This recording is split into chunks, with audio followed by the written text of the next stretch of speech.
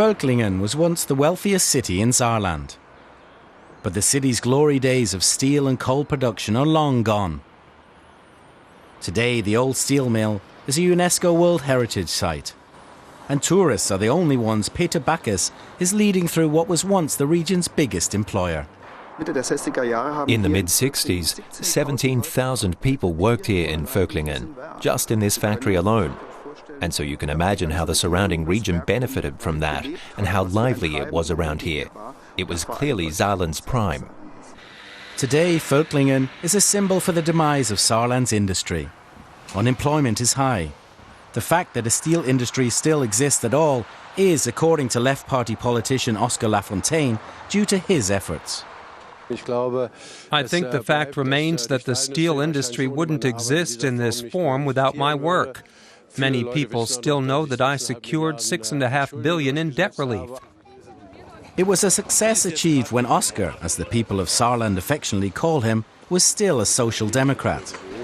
He changed parties and is now a candidate for the Left Party. But his election strategy is the same. Everyone gets a photo with Oscar, and his popularity remains strong. A Polaroid photo with him is still a sought-after trophy. I think it's great. I think it's a great idea with the picture. Makes me happy. I'll put it in the kitchen somewhere, on a candlestick so that you see it, or on a vase. Heiko Maas is representing the Social Democrats. He's not camera shy either, but he's fed up with his former political mentor Oscar Lafontaine. And he's not alone. The SPD base doesn't want to have anything to do with the defector. I'm going to say something harsh here. If someone just up and leaves the federal government, then for me, he's no longer a reliable partner. No coalition with him in the coming years. If anything happens with the Left Party, then after 56 years in the SPD, I'm out. With the help of the Left Party, Heiko Maas could have a chance of becoming state premier. But the distrust runs deep. And so ahead of the elections, the SPD has already decided on a completely different coalition partner, the Christian Democrats. They are the only ones left. We don't want a coalition with the Left Party because they are in denial of fiscal reality. They don't want to put the brakes on debt. They want to create more debt. It would be like Greece here in Saarland. We don't want that. The Greens either won't get in or it won't be enough with them. And the Pirates don't want to be part of an administration, so we don't have much of a choice. It's not a love marriage, it's an arranged marriage.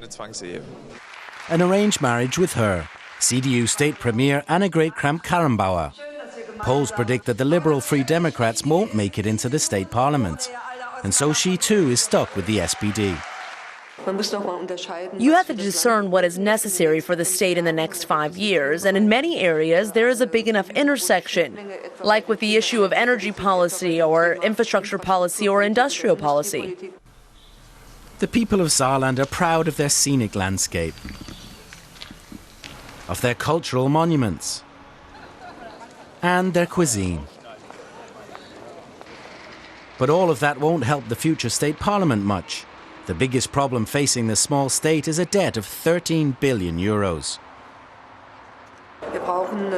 This state needs stability and a stable administration, especially in terms of compliance with the restructuring plan. And when you look at the political competitors, then this is best achieved by cooperation between the two biggest mainstream parties. Many voters in Saarland feel they're not voting in a real election. None of the other parties want anything to do with Oscar Lafontaine's Left Party, and the SPD and CDU are equal in the polls. The only question is, who will be ahead on Sunday? In Germany, you need a majority to achieve something. Oscar doesn't have a majority, but if he did, I'd vote for him. There are things to criticize about every candidate. I don't think either one is anything special, but there's no other choice. I guess I prefer the Christian Democrats. Major industry is unlikely to return to Saarland, no matter who wins the election. But Peter Backus is convinced that tiny Saarland's big history is at least a boon for tourism.